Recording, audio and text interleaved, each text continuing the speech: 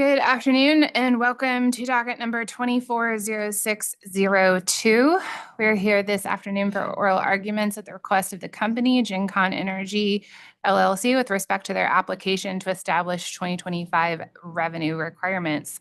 I believe we only have one affirmative request for oral argument this afternoon. So I'll begin by taking appearances from any other party or intervener that intends to participate, and then we'll turn it over to the company Attorney McDermott.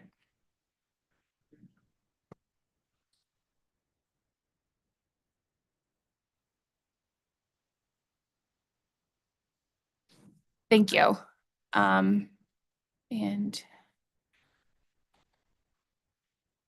good afternoon, Tom Wheel for the Office of Consumer Counsel. We did not affirmatively request oral argument, and we're just reserving the right to participate if necessary. So figured I'd enter an appearance. Thank you, Attorney Wheel. Any other parties or interveners? If not, Attorney McDermott or Attorney Kimball, whomever would like to start, the floor is yours. Thank you. And my name is Cheryl Kimball from Keegan-Werlen. Okay, good afternoon, Chairman Gillette, Vice Chairman Bukowski, and Commissioner Karen. I'm here to talk to you about the fact that PURA's draft decision imposes a false capital structure of 87% debt and 13% equity, instead of the actual capital structure recorded on the company's books, which is 50-50 debt to equity, as it has been for the life of the project. The end result here should be a final decision that uses the company's actual 50-50 capital structure. This is the capital structure that was in place and validated by the Connecticut Supreme Court's decision in GennConn. Theoretically, we could all agree that high energy supply prices is the #1 policy challenge that the state of Connecticut faces in the next legislative session. Theoretically, we could all agree that it's time to start thinking about how we can add sources of generation to bring those scarcity prices down, and whether there are legislative policies that would further that objective.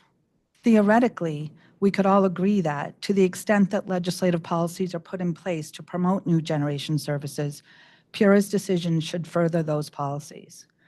I say theoretically because just the opposite is happening here. In 2007, the legislature passed Section 50 of Public Act 07242, an act concerning electricity and energy efficiency, directing PURA to solicit proposals to build new Connecticut peaking generation units that would be paid cost of service rates.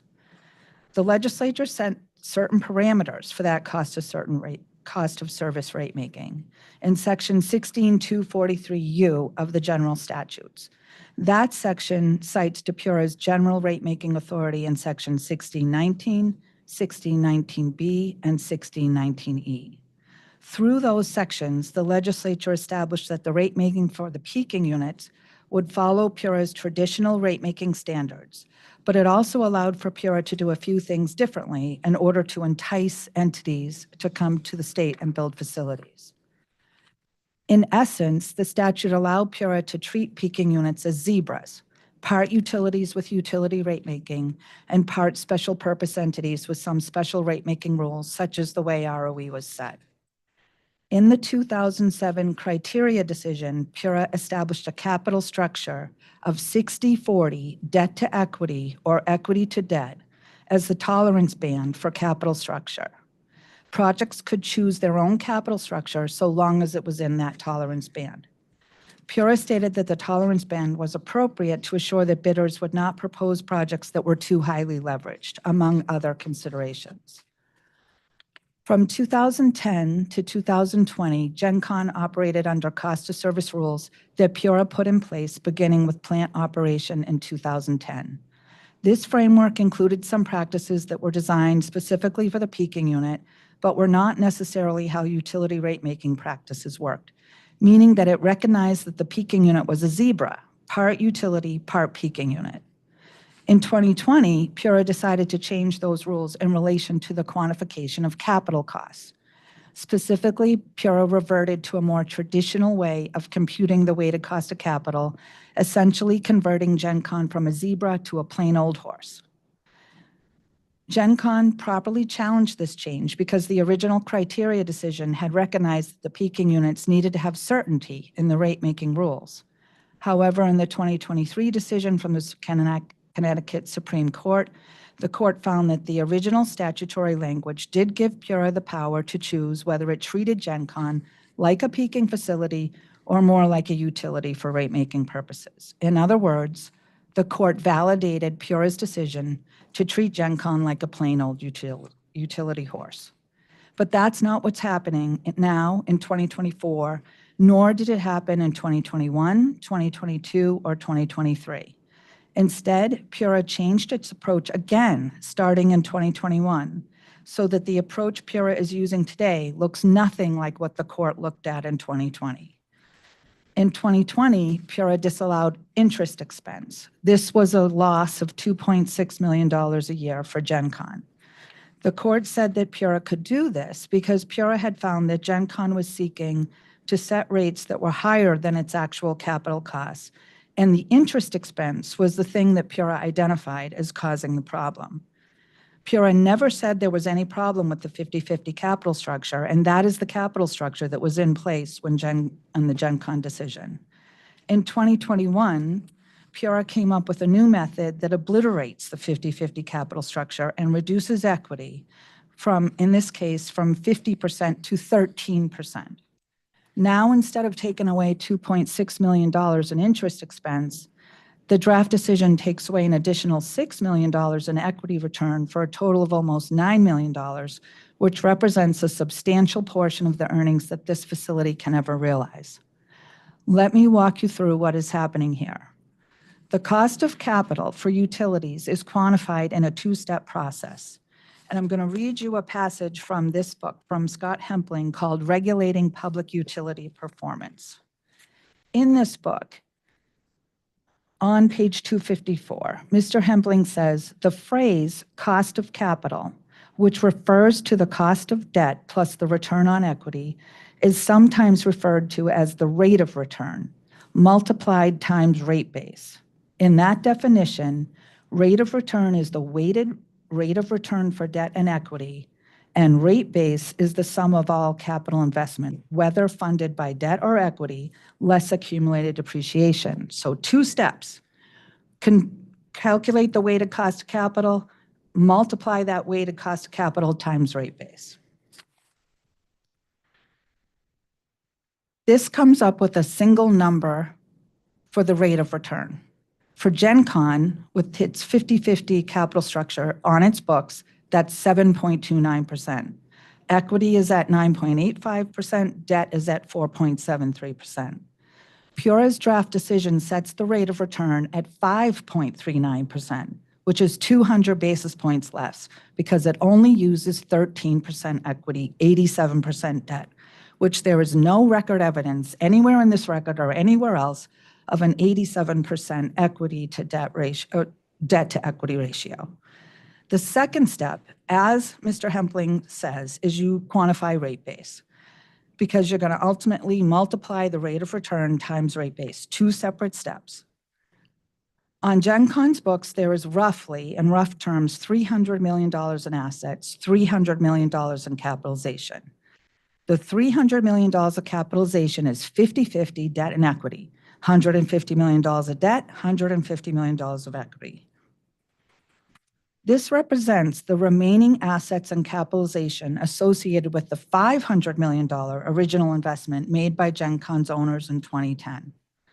After the units were built and paid for with an equal amount of debt and equity, GennConn's owners took certain tax deductions for depreciation, which created accumulated deferred income taxes, or ADIT. The ADIT is roughly $100 million for the purposes of this discussion.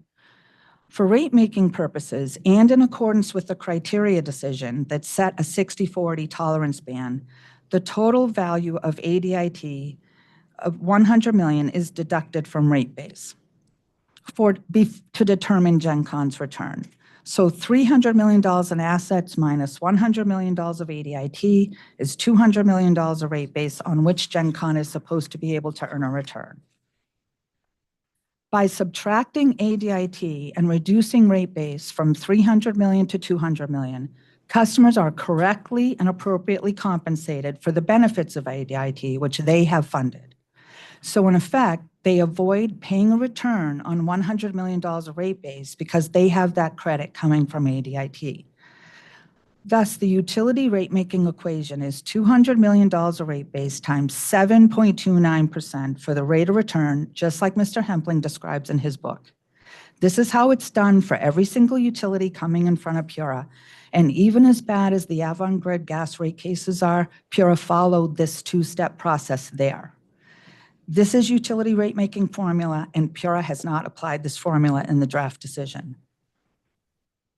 The GennConn decision said that PURA can treat GennConn like a horse instead of a zebra, and PURA is treating GennConn like no other animal that exists anywhere in rate-making practice. The order has no support for this calculation or for an 87% debt ratio. It cites to no law, no prior precedent, no rate-making theory or practice. What PURA is doing is that it first takes $300 million of rate base, subtracts the $100 million of ADIT to get to $200 million of rate base. Fine. That step is correct for a utility. However, PURA does not calculate the weighted cost of capital by first figuring out the ratio of debt to equity on the company's books. This is the rule from the criteria decision that the capital structure must be within a tolerance band of 60-40 debt to equity or equity to debt. And to figure out whether GennConn is within that tolerance band, you have to look at the ratio of debt to equity, not the amount of debt and equity as compared to rate base. What PURA is doing here is matching the amount of debt, $150 million, to the $200 million of rate base, and then quantifying the amount of equity as the remainder of rate base, or $50 million.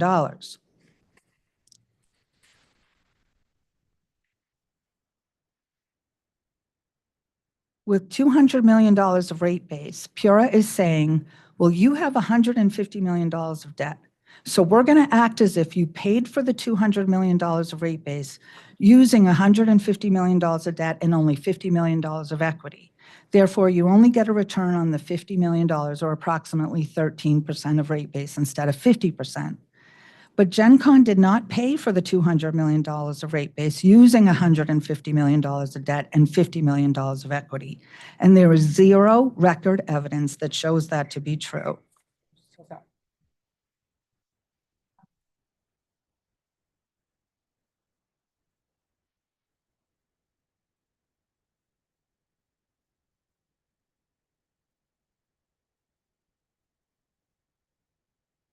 GennConn paid for its $500 million asset using 50% equity and 50% debt, and that is the capitalization that remains today, even as the facility is depreciating.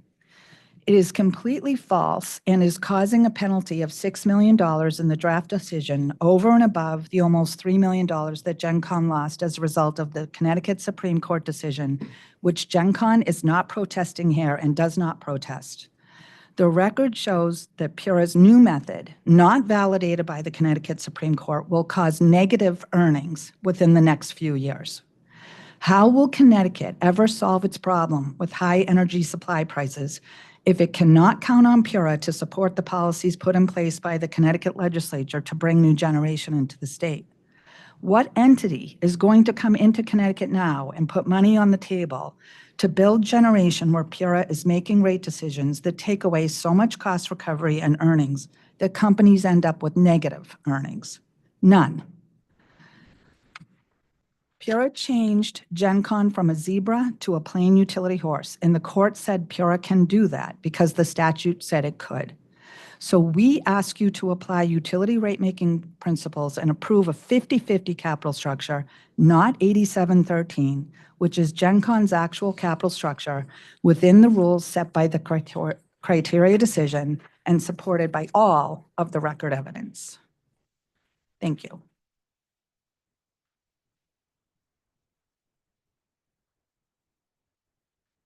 Yeah, does that complete the company's oral records? Okay. Attorney Wheel? Thank you. In that case, are there questions from my colleagues?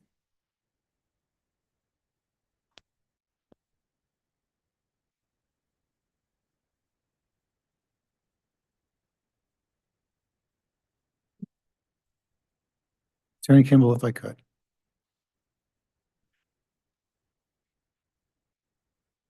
In your rundown of the getting to the rate base, did you go over the ADIT portion again? Sure. Okay. But these are rough terms, like these are rough numbers that I've rounded for purposes of making it easy to understand. So the assets on the company's books, which are the peaking facility, it's basically one asset. The asset value as we stand here today is around 300 million. And the capitalization on the company's book matches that amount. But when we go to set rates, we know that customers have paid for income tax expense through rates. And the company doesn't always use the income tax expense the same way it comes through rates. So they build up what's called ADIT. So we subtract ADIT from rate base, which says customers are going to be relieved of the need to pay a return on rate base equal to the amount of an ADIT that exists. So we take the $300 million of assets that are actually on the books and we subtract the $100 million in ADIT so that customers do not pay a return on $100 million rate base. That gets us to 200. But that doesn't change the fact that the company paid out money, cash and equity, to purchase the original assets. So nothing about subtracting ADIT changes the capitalization of the company. The capitalization still stays the same, 50-50 debt and equity. So under a two-step process where you're first calculating the rate of return, so you get a number 7.29%. When you multiply that times rate base, it almost doesn't matter like how much is rate base. It doesn't change the weighted cost of capital. The weighted cost of capital is just computed on the books from the book numbers. So that happens to be 7.29% based on how they originally paid for the asset. So when we then calculate rate base and we take away that $100 million so customers don't pay for it, we have $200 million left, but it doesn't change the amount of debt and equity that was used at the beginning. In your initial illustration, there was a $50 million reduction somewhere, and I missed where that went. Yeah, no problem. Because I talk fast, so sorry.